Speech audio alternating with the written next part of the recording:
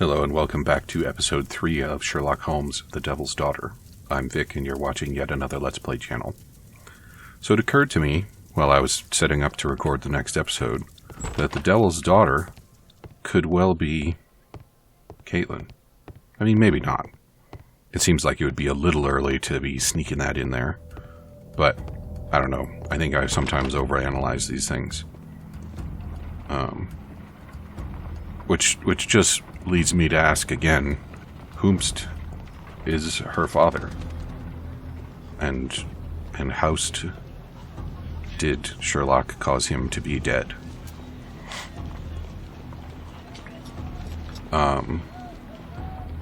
I suppose what I ought to do is read about the previous games, because it's probably a reference to those. Hey buddy, did I just see that you have red eyes? Because I was just talking about... Oh, those eyes are pretty red. Are you feeling alright? We gotta get the dog. That's what we're doing.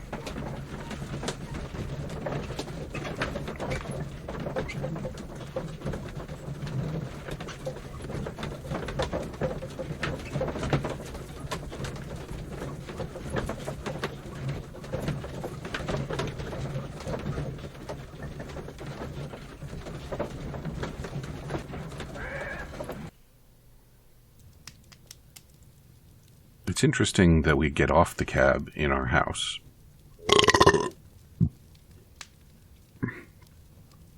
But we can't get on it there. Don't you think? Come on, Toby. It's time for you to earn your keep.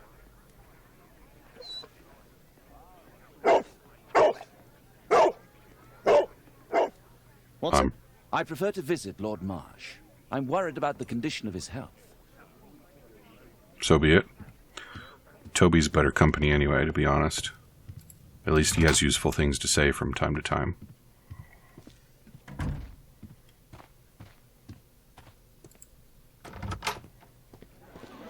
And now we run down the street. Is our dog coming? No? Well, I'm sure that he'll meet us there. Right?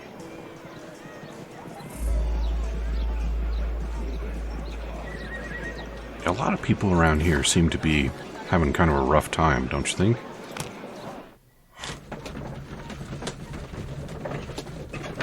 What do you suppose the cab driver thinks of us just bringing our filthy dog on the ride with us? What do taxi drivers think when you want to bring a dog in the car? I don't ride taxis, like, ever.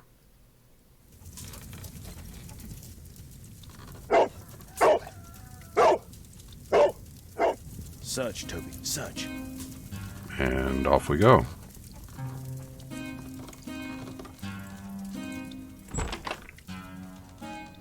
Didn't even have to ask Sherlock to open it. He just opened it up.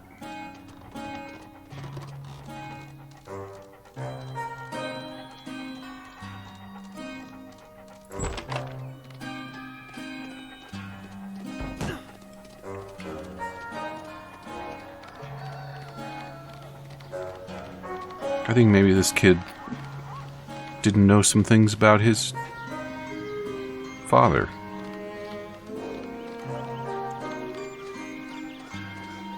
Oh, look at that. It's the shed that I couldn't get into.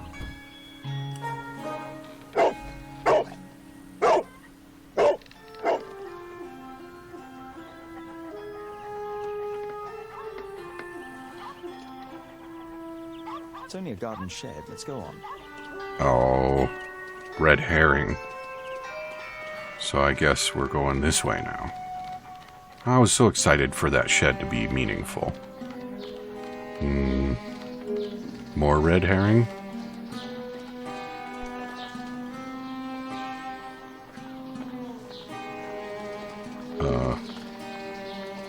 I don't see anything for me to bark at here. So let's move on.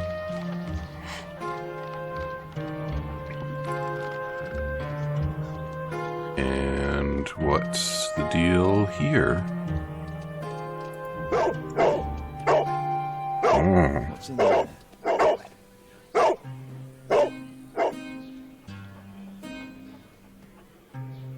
Time to pick a lock?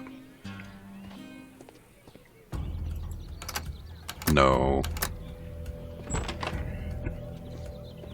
Guess I shouldn't have been surprised.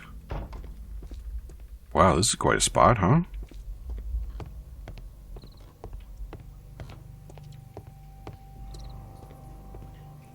How many places like this are there lurking under London? Nothing that could interest me. But it's clicky. Sherlock, if it's clicky, I want to clicky. People use this cellar for storage. Pile of rubbish. Well, guess we know what they're storing. Did I overlook anything? No?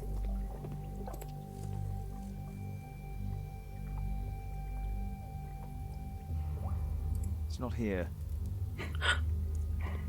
Alright. It's not in that one barrel that we looked at through the keyhole, so... Old things.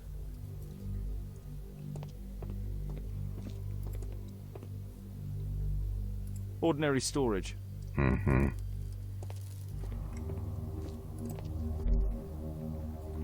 Hey, look at that. Tom's photograph. Let's try to get inside. Now I can pick a lock. Use the correct lockpicks to lift the lock plates and create an unobstructed path for the warden pin.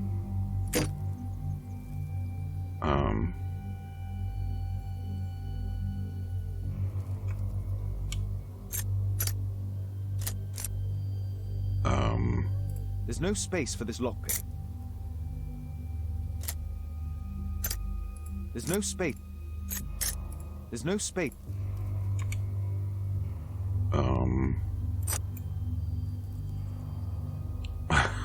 What on earth am I doing here?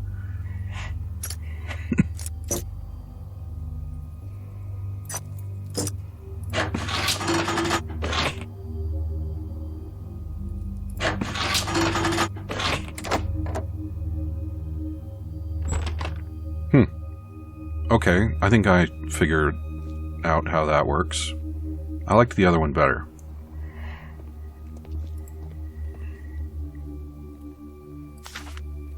News clippings on Lords in the education program. Why are they here? Marsh, in association with his friends Harrington and Collins, is the co-founder of the special education program. In assisting the poor to build better lives and more certain futures, these three gentlemen surely help lift the level of our struggling society. Dear Tom, if you're reading this letter, then it means that I'm dead. I'm so sorry that things had to end up this way, but I had no other choice. You have to know that.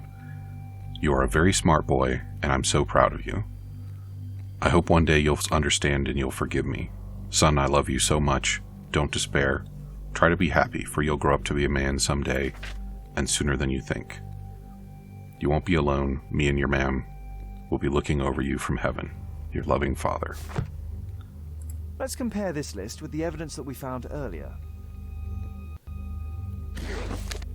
This is the list of selected participants for October's special education program.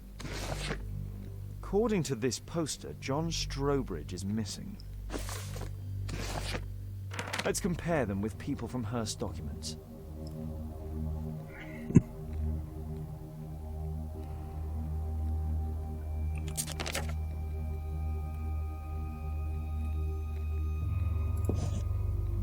This man appears in both documents.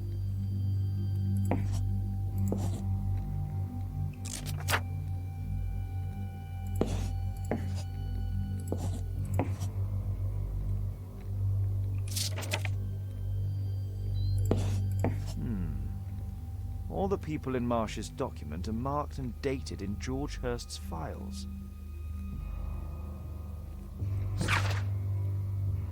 So there you go.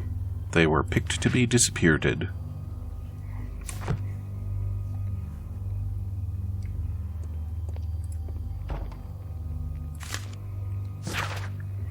Dear George, I do understand you, and it's so sad. Same as you, I can't find a job, not even the smallest thing. My children have nothing to eat. When I try to find anything, the bosses just say they don't want wounded people working for them. Our military service means nothing. Our country used us in war, but now it has abandoned us. Nobody cares. Your friend Jack.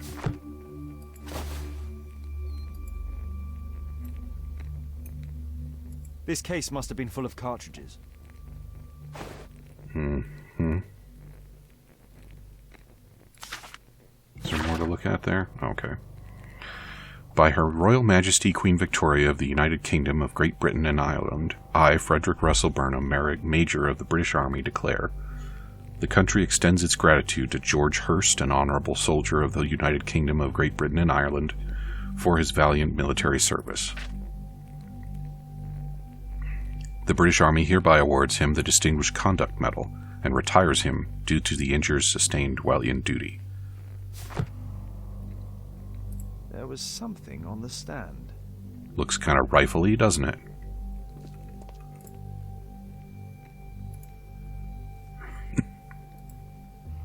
A map of Epping Forest.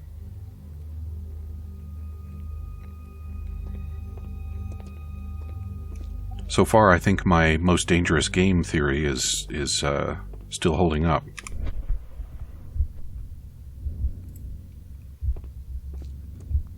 There was a rifle here. George Hurst took it with him.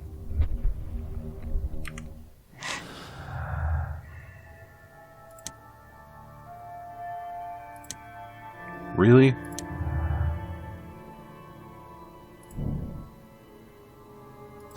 Mm-hmm.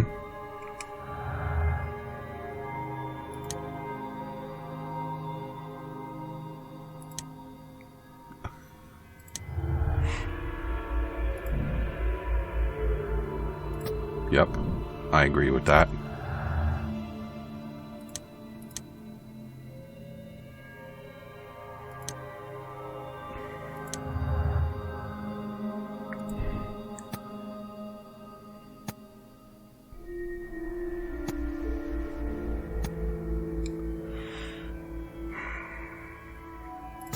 Yeah, I think I believe that.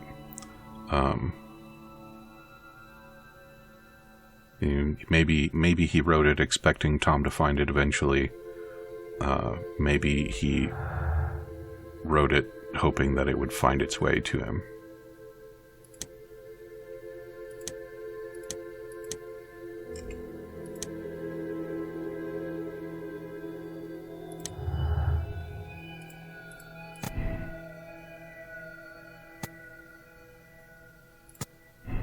I would say that appears to be the case at the moment.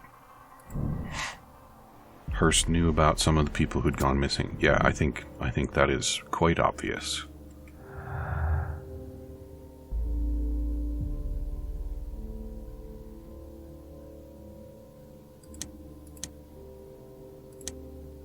I think that's probably all there is. Oh. Yes, I'm down with that.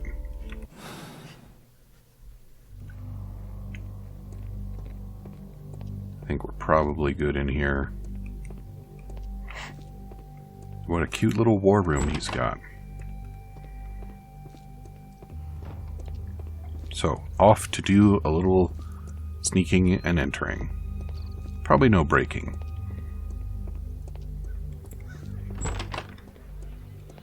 Brave Toby, best nose in the British Empire. Yeah, alright. Toby, you can just hang out here. It's cool. I don't think anybody's gonna molest you. This away? Yes? Yes. Can I just do it from, Oh, this is the wrong menu. Can I just do a heckin' fast travel from here? Yes, okay. I need to remember that. Much less running around. Oh, this is the wrong house. Alright. There we go.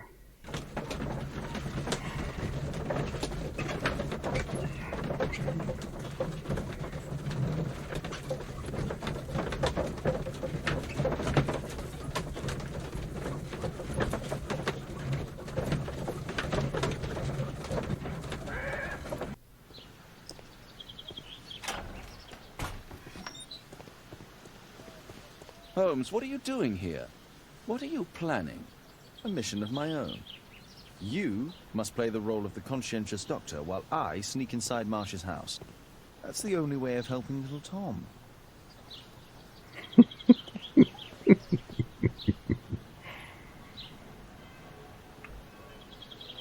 So I think the front door is not a good recommended sneaking approach. On the other hand, what other way in is there going to be? We checked the other door, and it didn't work out for us.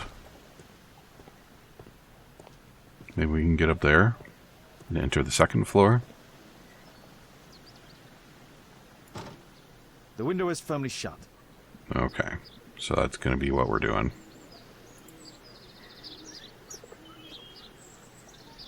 Right, okay. So, yep, and then... and then...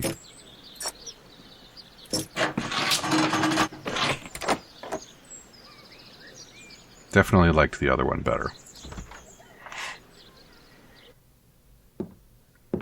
How can I help you? I came to visit Lord Marsh. What for? I would very much like to see Lord Marsh, if you please.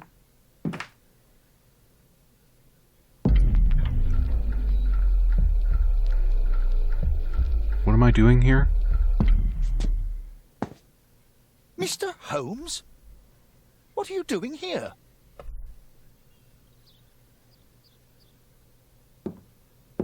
How can I help you? I came to visit Lord Marsh. What for? I would very much like to see Lord Marsh, if you please.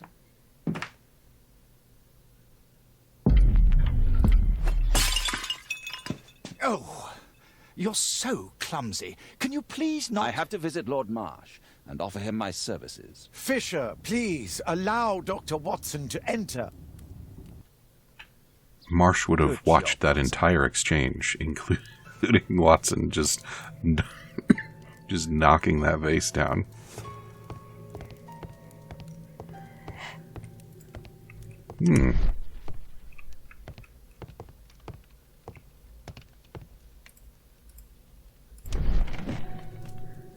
Let's see how hard to crack this safe is.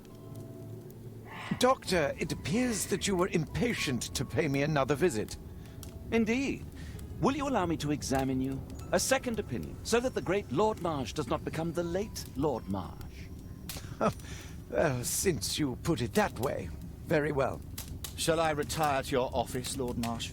No, please, Doctor. I insist that you stay. I shall need your assistance. Will you break anything else? I'll try my best. And he just left anyway?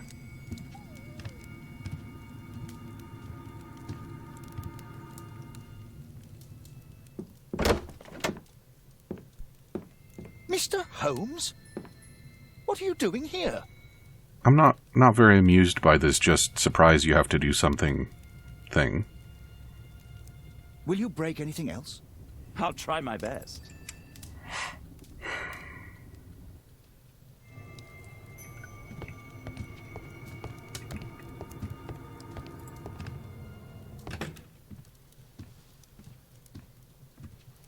And he's just not going to notice that the painting is off the wall.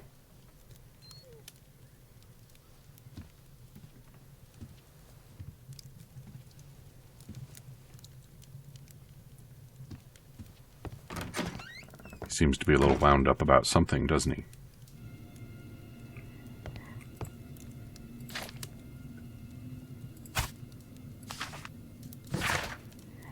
Lord Collins, it is clear to me that we could learn a great many things about running the Empire from those whom we trample underfoot. These same people whom we leave destitute and starving in the shadows of our own cities, at home or abroad. To this day, and by my estimation, the special education program has saved over 200 individuals from the gutter and elevated them to help form and support the critical foundations of our prosperous empire. This is largely due to the wisdom and foresight of Lord Marsh, who is a most progressive and wise politician. He's carried out a great deal of work in this field whilst ignoring the critics and any hindrance from his arrogant colleagues, who are so set in their ways.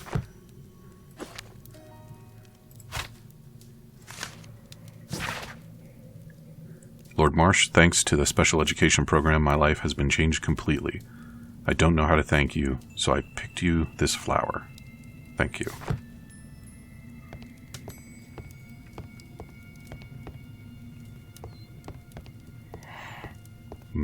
Back to the safe, perhaps. Rotate the safe dial and locate the area of clear sound feedback to confirm the correct safe combination.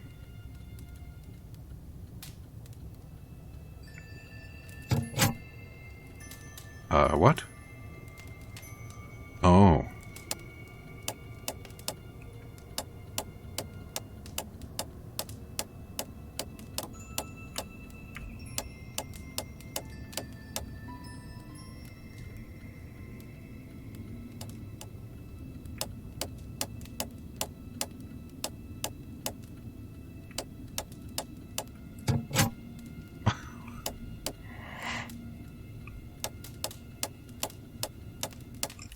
Screw this. I don't want to mess with that for who knows how long.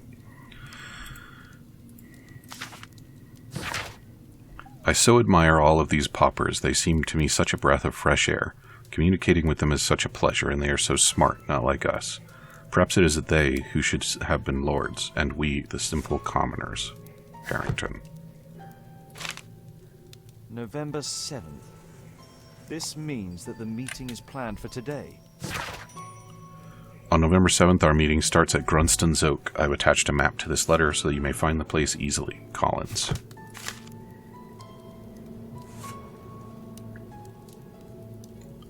Okay, Holmes, how about we close up shop, huh? Lord Marsh is a keen hunter. Never would have figured that out from looking around the house.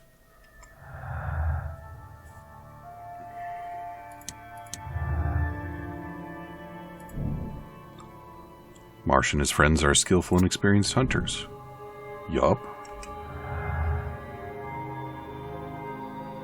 Yeah, those don't seem to be related. So we're gonna go creep on the meeting, I'm guessing.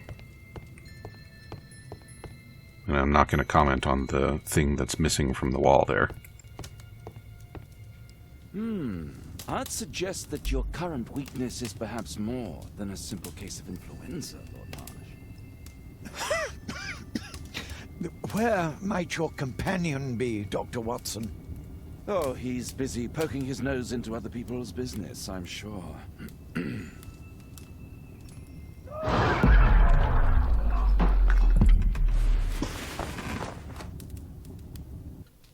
He's dying.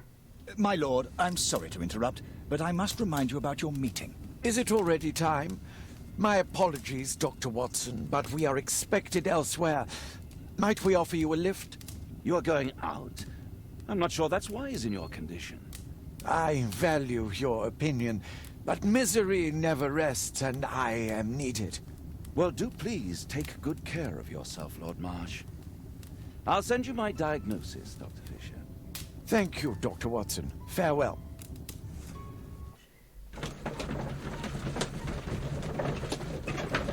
And back to 221B or off to the meeting?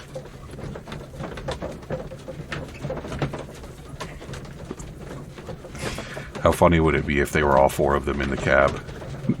Might I offer you a lift? Oh, look, it's Sherlock. We can bring him along as well, right?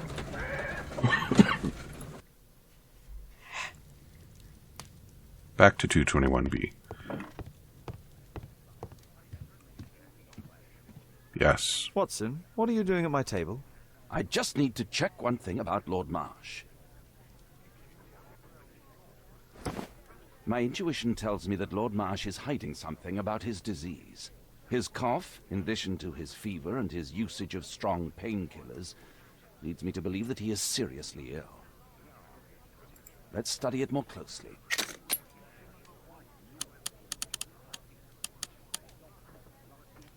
Sputum with tiny drops of blood. I could take a sample and examine it under the microscope. I need to take a sample of it using the glass rod.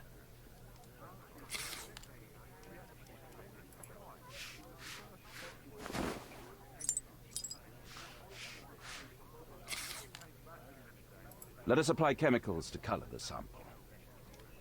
Which color chemicals should we use? Alright. I don't want to play this game. Mycobacterium. It appears that Lord Marsh is seriously ill.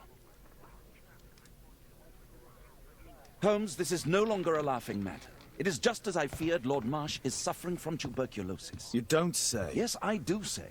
And Holmes, he will die if he is not transferred to a sanatorium as soon as possible. And yet both Lord Marsh and Dr. Fisher are doing their best to hide this fact. How interesting. But why? Why indeed, Watson? Oh, dear God. You don't think that Lord Marsh contracted tuberculosis while aiding the poor? How terrible. I have a commitment that I can't possibly cancel. Holmes, during my absence, please be extremely careful. This disease is highly contagious. And remember that we have women at home. You know, fragile and so forth. Thank you, Miss Alice. Until later. I'll see you soon, Caitlin. Where have you been? Our neighbour lent me a book. She is so kind. I think she likes you. I doubt that. How is your investigation going? It's going. Dracula? Yes. It's forbidden reading at my boarding school. Did you know? Well, well. How titillating. I can't wait to tell all my friends about this. Alright, well, I'm pretty sure it's not against the law to just leave you at home while I go out and do things in this era. So, oh, we'll do that in a minute. Yeah. Wolfjack. Not at all like a wolf job. Badges and medals. There we go. A wolfjack is a half-wolf and half-jackrabbit. It was used by the Lovat Scouts as a self-descriptive nickname. The Lovat Scouts formally became the British the British Army's first marksman unit. Here it is. So our missing man was an expert marksman.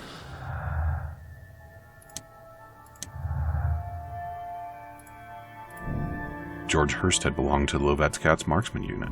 Yup. So he's a sniper, basically.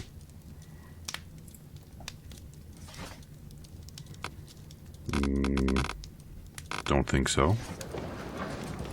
No, I don't think so.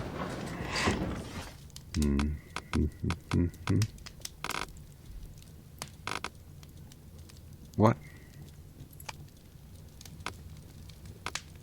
No. That's not the one I need. Yeah.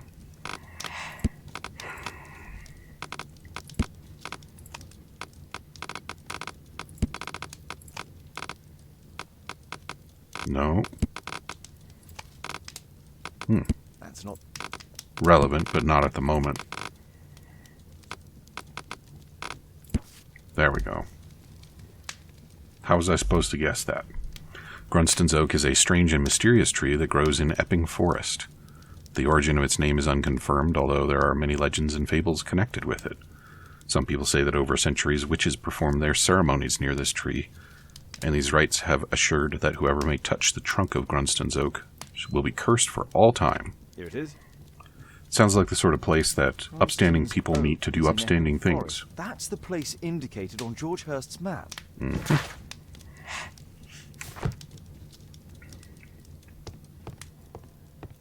So, yeah. Let's try to find the place from the hand-drawn map. Oh, we're doing this one again.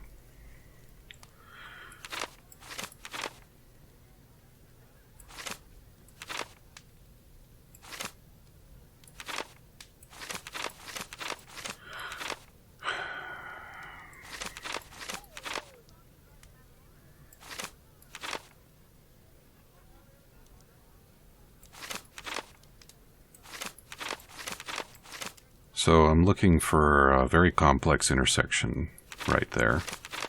I think that's probably where I need to be focusing. Here, maybe. No. No. That's not it at all. Perhaps? No.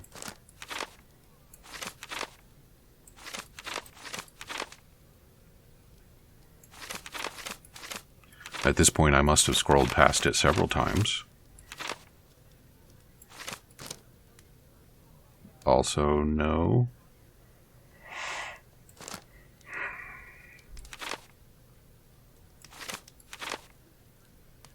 Is all of this Epping Forest? Yes, it is. This entire map is Epping Forest. Oh, there we go. Here it is. Drat. I'll need to hurry if I want to find out what's going on at the forest.